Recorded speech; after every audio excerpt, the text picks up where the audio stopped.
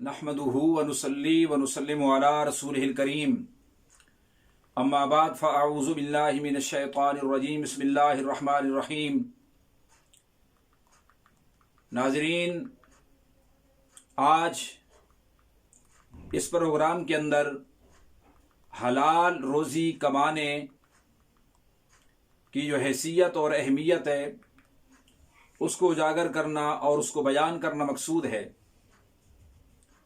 रिज़्क़ हलाल की तलाश और हलाल रोज़ी कमाना इसी तरह फ़र्ज़ है इंसान पर और मुसलमान पर जैसे कि इबादात इंसान के ज़िम्मे फ़र्ज़ हैं। नबी करीम सल्लल्लाहु तआला अलैहि वसल्लम ने इरशाद फरमाया, तलब कस्बिल हलाल फ़रीज़तुन बाद फ़रीज़तिन, कि नमाज पंजगाना के बाद, फ़राइज़ दीनिया के बाद हलाल रोज़ी की तलाश और उसकी तलब इंसान के ज़िम्मे लाजिम और वाजिब है। हज़रत अबू हुरैरा रज़ियल्लाहु ताला अन्हु इस हदीस के रावी हैं। सही मुस्लिम ने, इमाम मुस्लिम बिन हज्जाज ने अपनी सही के अंदर इसको रिवायत किया कि हज़रत अबू हुरैरा फरमाते हैं, क़ाल रसूलुल्लाह सल्लल्लाहु ताला अलैहि वसल्लम, इन्नल्लाह तय्यबुन ला यक़बलु इल्ला तय्यबा। अल्लाह ताला की ज़ात पाक है और वो अपने रस्ते के अंदर उस माल को कबूल करता है जो पाक हो। यानी उसकी राह में जो माल खर्च किया जाए, जो सदका और खैरात किया जाए, तो वो पाक होना और तय्यब होना ज़रूरी है। तय्यब और पाक के अलावा रब्बुल ज़ुल जलाल कबूल नहीं फरमाता, इसलिए कि उसकी ज़ात पाक है। फरमाए, व इन्नल्लाह अमरल मुमिनीना बिमा अमर बिहिल मुरसलीना। नबी अलैहिस्सलातु वस्सलाम ने फरमाया, मोमिनीन को भी अल्लाह ने उसी बात का हुक्म दिया है जिस चीज़ का हुक्म रब्बुल ज़ुल जलाल ने रसूलों की जमात को दिया है। रसूलों की जमात को किस बात का हुक्म दिया है?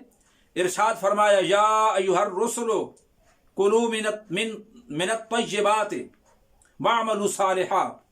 ऐ रसूलों की जमात, पाकीज़ा चीज़ें खाओ और नेक आमाल कमाओ। तो रसूलों की जमात को तय्यब और पाकीज़ा चीज़ खाने का अल्लाह रब्बुल इज़्ज़त ने हुक्म दिया है। और फिर आमाल सालिया का रब्बुल ज़ुल जलाल ने अंबिया और रसूल की जमातों को अल्लाह रब्बुल इज़्ज़त ने इस बात का हुक्म दिया। तो लिहाजा नबी पाक सल्लल्लाहु तआला अलैहि वसल्लम ने फरमाया, अल्लाह रब्बुल इज़्ज़त ने इसी बात का हुक्म अहले ईमान को भी दिया है कि इरशाद फरमाया, या अय्युहल्लज़ीना आमनू कुलू मिन तय्यबाति मा रज़क़नाकुम।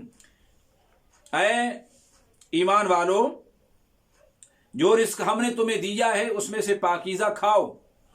वशकुरू लिल्लाहि इन कुंतुम इय्याहु ताबुदून, और अल्लाह रब्बुल इज़्ज़त का शुक्र बजा लाओ अगर तुम उसकी इबादत करते हो।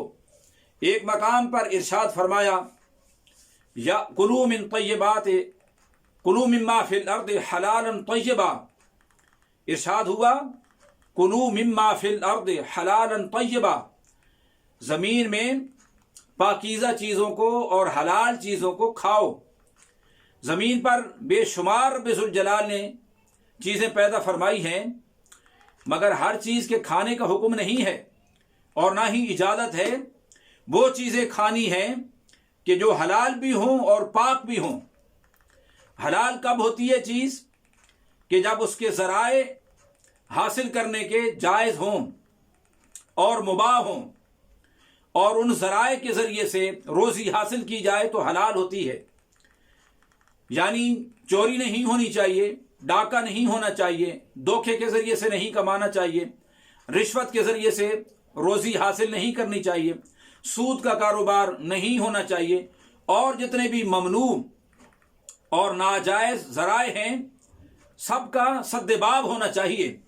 जायज़ ज़राए के ज़रिए से जो रोज़ी हासिल होती है वो हलाल होती है। लेकिन पाक कब होती है?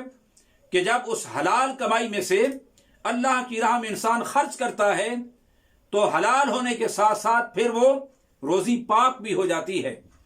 हलाल होने के साथ साथ इंसान के हक के अंदर वो रिस्क पाक भी हो जाता है जब उसमें से अल्लाह की राह में खर्च करता है।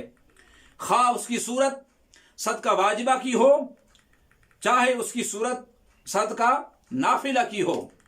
صدقہ واجبہ کی مثال جیسے زکوٰۃ ہے، عشر ہے، صدقہ فطر ہے، اور صدقہ نافلہ ہو جیسے روزمرہ کی زندگی میں انسان اپنی توفیق کے مطابق اللہ کی راہ میں ایک مخصوص محدود مقدار خرچ کرتا رہتا ہے۔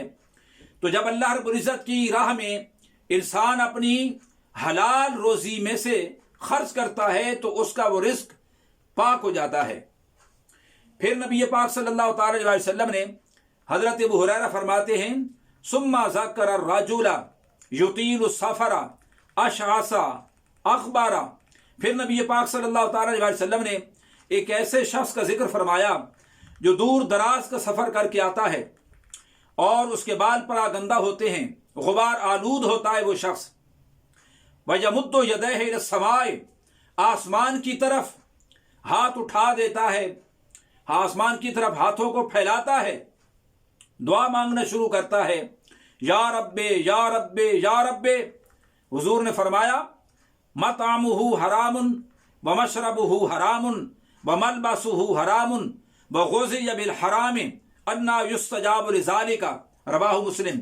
نبی علیہ السلام نے فرمایا، ایسا شخص اگرچہ وہ دور دراز کا سفر طے کر کے آتا ہے، بال پراگندہ ہوتے ہیں اور چہرہ غبار آلود ہوتا ہے، اور آسمان کی طرف اپنے ہاتھوں کو پھیلا دیتا ہے، بلند کرتا ہے، رب ذوالجلال کی بارگاہ کے اندر دعائیں کرتا ہے، التجائیں کرتا ہے، لیکن فرمایا جب کہ اس کا کھانا حرام کا ہے، پینا حرام کا ہے، پہننا حرام کا ہے، غذا اس کو حرام کی دی گئی ہے، انا یستجاب لذالک، تو پھر اس شخص کے لیے دعا کب قبول ہو سکتی ہے؟ نبی پاک صلی اللہ تعالی علیہ وسلم نے دعاؤں کی قبولیت کا راز بھی بتا دیا کہ جب لقمہ حلال ہو اور صدق مقال ہو تو انسان کی دعا قبول ہوتی ہے۔